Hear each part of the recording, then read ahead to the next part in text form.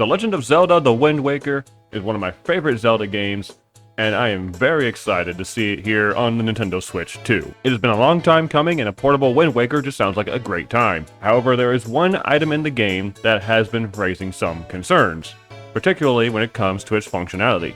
Once you arrive on an island by the name of Windfall Island, you can rescue a man by the name of Tingle.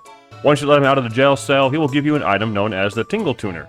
In the original GameCube game, you would have to connect a Game Boy Advance through a link cable to the GameCube itself, and you'd be able to call on the Tingle, where he would then be displayed on the Game Boy Advance screen to allow another player, or yourself I guess, to access another menu and even play some minigames with Tingle. The HD remaster that released for the Wii U replaced this item with the Tingle bottle, which allowed you to send messages through Miiverse, which has sadly been shut down.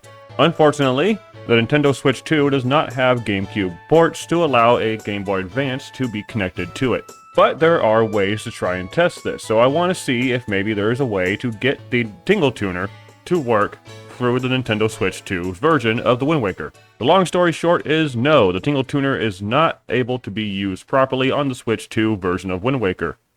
But here's my experiments anyway. So here's what I had to work with for right now. First, we're going to test to see how the game works just as it is, with the Nintendo Switch 2 controller with nothing else plugged into it. Back in the Wii U days, and eventually for the Nintendo Switch itself, there was also a GameCube adapter that launched to be able to be used with the Super Smash Bros. For Wii U game, to allow for GameCube controller connectivity.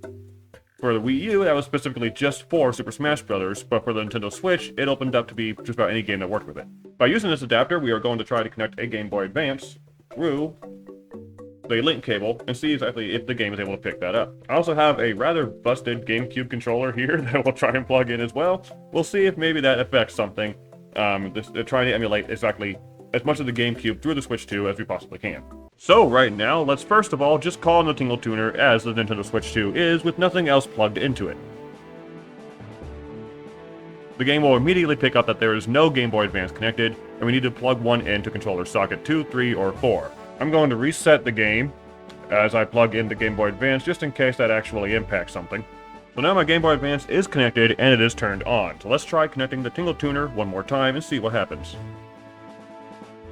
The game still immediately decides that there is no Game Boy Advance connected, despite being plugged into a GameCube controller socket 2. So the GameCube controller is considered a USB controller, and unfortunately, here on the menu screen, the Nintendo Switch 2 is not capable of reading the Game Boy Advance as a controller. I'm hitting buttons on the Game Boy Advance and it is still not showing up. But let's see what happens here.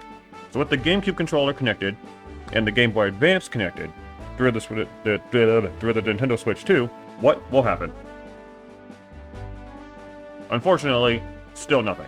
So it looks like the Nintendo Switch 2 is not capable of reading the Game Boy Advance overall. There's nothing in the Switch 2's servers or software that is able to read the Game Boy Advance as a connected controller, which unfortunately leaves some of the content of the Wind Waker locked out of the Switch 2 version, particularly some of the Tingle quests, the Tingle statues, and some other additional rewards and helpful boosts that you could get with the menus.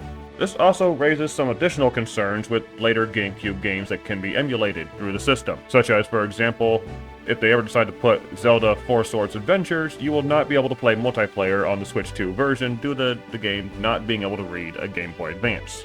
If they decide to add Mario Kart Double Dash and the bonus disc, there would also not be a way to connect the game to the Fire Emblem Game Boy Advance game, should you have that, but I doubt the bonus disc is ever going to be launched on the Switch 2. It'd be funny if it did, though. Yeah, this is a bit unfortunate. I don't know if Nintendo is able to update the Switch 2 GameCube emulator to be able to read a Game Boy Advance if we have the right methods of doing so, attaching it. I'm also using the Wii U's version of the GameCube adapter. I don't know if the Switch version of the adapter has a different format to it. I'm pretty sure it doesn't. I also don't know if Nintendo is able to even update a server like that. But, unfortunately, the Game Boy Advance cannot be used as a controller. So, that'll be it for this video. Thank you all for watching, and I hope I answered some questions. Goodbye.